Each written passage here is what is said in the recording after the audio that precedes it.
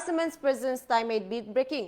বহিৰাজ্যত পুনৰ অসমৰ যুৱকৰ সৈতে কৰুণ ঘটনা কিয়নো বহিৰাজ্যতে মৃত্যুক আকোৱালি ল'বলগীয়া হৈছে অসমৰ এগৰাকী যুৱক প্ৰণৱ বৰুৱা আৰু প্ৰণৱ বৰুৱা নামৰ যুৱকগৰাকীয়ে পেটৰ তাৰণাত থাপলি মেলিছিল কেৰালালৈ আৰু সেই সময়তে হঠাৎ কেৰালাৰ পৰা এটা দুখ খবৰ আহিল কেৰালাৰ ৰেল ষ্টেচনতে ৰহস্যজনক অৱস্থাত মৃত্যু হোৱা বুলি জানিব পৰা গৈছে আৰু এই বাতৰি এতিয়া সকলোকে কন্দুৱাই তুলিছে সন্তান তথা পৰিয়ালৰ লোকে এতিয়া কান্দোনত ভাগি পৰা দেখিবলৈ পোৱা গৈছে লৈ আহিছো এই মুহূৰ্তত সবিস্তাৰে এই খবৰ পেটৰ তাৰণাত বহিৰাজ্যলৈ ঢাপলি মেলা অসমীয়া যুৱকৰ সৈতে কৰুণ ঘটনা সংঘটিত হোৱাৰ খবৰ আহি পৰিছে একতিকৈ খুকৰ বাতৰি কিয়নো কেৰালাৰ এটা ৰেল ষ্টেচনত ৰহস্যজনকভাৱে মৃত্যু প্ৰণৱ বৰুৱা নামৰ যুৱকজনৰ আৰু বিহুৰ পিছতে বন্ধুৰ সৈতে জামুগুৰি হাটৰ প্ৰণৱ বৰুৱা নামৰ যুৱকজন কৰ্ম সংস্থাপন বিচাৰি গৈছিল বহিৰাজ্যলৈ আৰু কিন্তু 2 টকা উপাৰ্জনৰ বাবে উলাই যোৱা প্ৰণৱ বৰুৱাৰ মৃত্যুৰ খবৰৰ পিছতে এতিয়া জুকাৰি গৈছে জামুগুৰি হাট এতিয়া সমগ্ৰ অঞ্চল জুৰি কান্দোনৰ ৰোল উঠিছে সমগ্ৰ ঘটনা দুই কণমানিক লৈ প্ৰণৱ বৰুৱাৰ পত্নীৰ লগতে পৰিয়ালৰ মাজত লাগিছে হাহাকাৰ কান্দোনত ভাগি পৰিছে তথা প্ৰণৱ বৰুৱাৰ আকস্মিক মৃত্যুত এতিয়া ৰহস্যৰ সন্দেহ কৰা হৈছে এয়া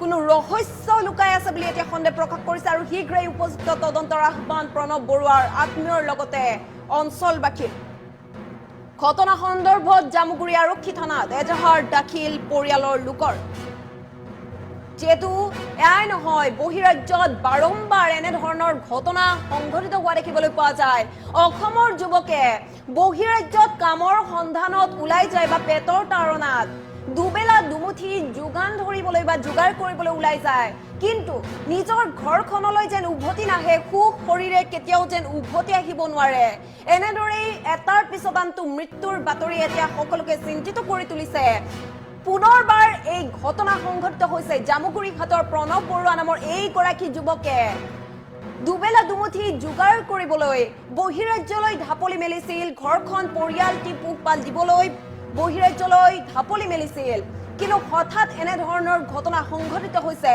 আৰু ভালদৰে যদি মন কৰে অতিকৈ দৰিদ্ৰ ঘৰৰ এই গৰাকী প্ৰণৱ বৰুৱা আৰু নিজৰ পত্নীৰ সৈতে সন্তানৰ সৈতে তেনেদৰে জীৱন নিৰ্বাহ কৰি আছিল জীৱন যাপন কৰি আছিল কিন্তু হঠাৎ যি গৰাকী ঘৰৰ মূল মানুহ সেই ঘৰৰ মূল মানুহগৰাকীয়ে যেতিয়া নোহোৱা হৈ পৰে তেতিয়া কিমান দুৰ্দশা হ'ব পাৰে আপুনিও হয়তো কল্পনা কৰিব পাৰিছে বা অনুভৱ কৰিব পাৰিছে আৰু ঘৰখন দেখি নিশ্চয় অনুভৱ কৰিব পাৰিছে কিমান দৰিদ্ৰ ঘৰৰ আছিল প্ৰণৱ বৰুৱা এতিয়া এই সমগ্ৰ ঘটনা ৰহস্যৰ আৱৰ্তত কিয়নো কেৰালাৰ এটা ৰেল ষ্টেচনত হঠাৎ ৰহস্যজনকভাৱে মৃত্যুক আকোৱালি ল'বলগীয়া হয় প্ৰণৱ বৰুৱা নামৰ যুৱকগৰাকীয়ে আৰু এই মৃত্যুৰ বাতৰিয়ে এতিয়া সকলোকে চিন্তিত কৰি তুলিছে অতিকৈ শোকৰ তথা দুখজনক বাতৰি আৰু এই বাতৰি এতিয়া সকলোকে কন্দুৱাই তুলিছে প্ৰণৱ বৰুৱাৰ এই আকস্মিক মৃত্যুৰ ঘটনাটো এতিয়া ৰহস্যৰ আৱৰ্তত উচিত তদন্ত হোৱাটো বিচাৰিছে শীঘ্ৰেই উচিত তদন্ত হ'ব লাগে ঘটনা সন্দৰ্ভত ইতিমধ্যে জামুগুৰি আৰক্ষী থানাত এজাহাৰ দাখিল কৰিছে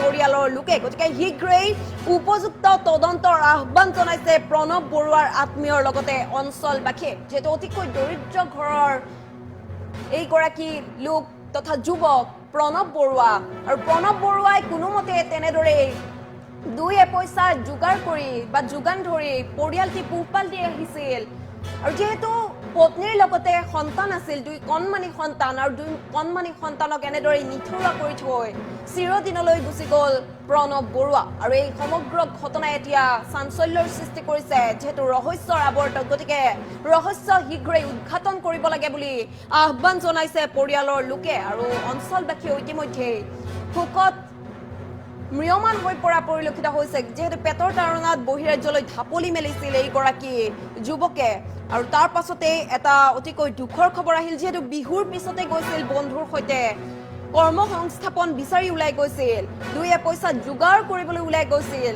কিন্তু হঠাৎ এয়া দুখৰ বাতৰি আহিল আৰু এই দুখৰ খবৰ এতিয়া সকলোকে কন্দুৱাই তোলা দেখিবলৈ পোৱা গৈছে অসমীয়া যুৱকৰ সৈতে এয়াই নহয় বাৰম্বাৰ এনে ধৰণৰ ঘটনা সংঘটিত হোৱা দেখিবলৈ পোৱা যায় কিহৰ বাবে এই ঘটনাসমূহ সংঘটিত হয় এয়া আকস্মিক মৃত্যু নে ইয়াৰ আঁৰত কোনো ঘটনা লুকাই আছে, কোনো ৰহস্য লুকাই আছে। গতিকে এই ৰহস্য উদ্ঘাটনৰ বাবে ইতিমধ্যে পৰিয়ালৰ লোকৰ লগতে সমগ্ৰ অঞ্চলবাসীয়ে আহ্বান জনাইছে। ইতিমধ্যে আৰক্ষীৰ ওচৰত এজাহাৰ দাখিল কৰা দেখিবলৈ পোৱা গৈছে। গতিকে এইগৰাকী যুৱক প্ৰণৱ বৰুৱা নামৰ এইগৰাকী যুৱকৰ মৃত্যুত এতিয়া সমগ্ৰ অঞ্চল জুৰিতে কান্দোনৰ ৰোল উঠা দেখিবলৈ পোৱা গৈছে। শীঘ্ৰে উচিত তদন্ত বিচাৰি আহ্বান জনাইছে পৰিয়ালৰ লোকে তথা অঞ্চলবাসীয়ে উচিত তদন্তৰ বাবে আহ্বান জনোৱা দেখিবলৈ পোৱা গৈছে।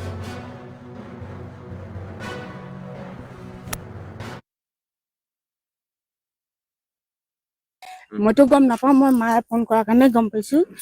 মই গুৱাহাটীত থাকোঁ, গুৱাহাটীৰ পৰা আহিছোঁ। তেওঁ শুনা পাইছোঁ মাৰ মুখেদি যে তেওঁ কেৰেলালৈ গ'ল। কেৰেলাৰ পৰা শুনা পাইছোঁ যে আধা মানে কেৰেলা কামৰ জেগাত গৈয়ে নাপাল। তেওঁ আধা ৰাস্তাতে মানে তেওঁ ঢুকাল বুলি শুনা পাইছোঁ। আৰু এতিয়া ভাইটিহঁতৰ মুখেদি শুনা পাইছোঁ মানে হাবিপালৰ ল'ৰা এনেকৈ লগত 11জন গৈছে তেওঁৰ লগতে, যাৰ কাৰণে আধা ৰাস্তাতে মৃত্যু হোৱা বুলি মানে খবৰ পাই মানে মই আহিছোঁ। এতিয়া ভাইটিহঁতৰ মুখেদি শুনা পাইছোঁ যে মোক এনেকৈ লৈ গৈছে। মেডিকেল মানে গৈয়ে নাপালে, আধা ৰাস্তাতে তেওঁ কোনোবা কিবা হয়তো মানে অলপমান মানে যিখিনি ফটো দেখিছো তাৰ মানে কোনোবা সি মানে আগতে তাৰ এনেকুৱা অসুস্থ বেমাৰ নাই, আমি সৰুৰ পৰাই পাই আহিছো তাক, কিন্তু তাৰ অসুস্থ বেমাৰ এটাও দেখা নাই। কিন্তু আজি যে হঠাৎ এনেকে হৈ গ'ল, আধা ৰাস্তাৰে গৈ নাপালে, মানে তাক বহুত আঘাত আছে।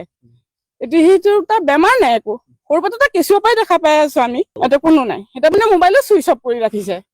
হয়, চুইচ অফ কৰি ৰাখিছে। চুইচ অফ কিয় ৰাখিব? আৰু বেমাৰীটো পেলাই থৈ কিয় পলাব লগা হ'ল? পলাবতো নালাগিছিল। এতিয়া ক'ব লাগিছিল যে এনেকে হ'ব লাগিছিল বা ভাইটি এনেকে হ'ল। এতিয়া গৈ তেওঁলোকে কিয় হ'ব? তাৰ আগতে ঘৰলৈ খবৰ দিয়ক। মোৰ সৰু ভাইটিহঁতো আছে, ঘৰৰ মা দেউতা চব ভাই বোৱাৰীও চব আছে। ক'ব লাগিছিল যে বোলে এনেকে মোৰ এনেকে হৈছে, কিবা বেমাৰ আছিল নেকি, মৰতো কিয় দিছে? তাৰ আগতে দিব লাগিছিল, ক'ব যে এনেকে আছে নেকি, তেতিয়া আমি ভাইটিতে কিবা এটা উন্নতি কৰিলে হয় নহয়। উচিত তদন্ত লাগে আমাক, এতিয়া ন্যায় লাগে। এতিয়া ন্যায় লাগে মোক, ভাইটো খালি ন্যায় লাগে, সেইটো মই বিচাৰো। তেওঁ মানে কেৰেলালৈ গৈছিলে। কেৰেলালৈ তেওঁ 18 তাৰিখে যোৱা ৰাতি আপোনাৰ 10টা বজাত গৈছিলে। আমাৰ এই দাদাজনক জনাইছিলে ফোন কৰি যে মানুহজনৰ মৃত্যু হ'ল, ৰাতি 2টা বজাত হৈছে বুলি শুনিছোঁ। মানুহজনৰতো এনেই ঘৰৰ পৰা যাতে সুস্থই আছিলে, একো বেমাৰ আজাৰ নাই, তেনেকুৱা সুস্থ নহয়। তাতে মানে কোনোবা লগত আপোনাৰ হাবিপালৰ ল'ৰা 9জনমান গৈছিলে, ঘৰ কাম কৰিবলৈ গৈছিলে, কোম্পানীত কিবা কাম আছে বুলি কৈছিলে। তেওঁ মানে কেৰেলালৈ গৈছিলে। কেৰেলালৈ তেওঁ 18 তাৰিখে যোৱা ৰাতি আপোনাৰ 10টা বজাত গৈছিলে। আমাৰ এই দাদাজনক জনাইছিলে ফোন কৰি যে মানুহজনৰ মৃত্যু হ'ল, ৰাতি 2টা বজাত হৈছে বুলি শুনিছোঁ। মানুহজনৰতো এনেই ঘৰৰ পৰা যাতে সুস্থই আছিলে, একো বেমাৰ আজাৰ নাই, তেনেকুৱা সুস্থ নহয়। তাতে মানে কোনোবা লগত আপোনাৰ হাবিপালৰ ল'ৰা 9জনমান গৈছিলে, ঘৰ কাম কৰিবলৈ গৈছিলে, কোম্পানীত কিবা কাম আছে বুলি কৈছিলে।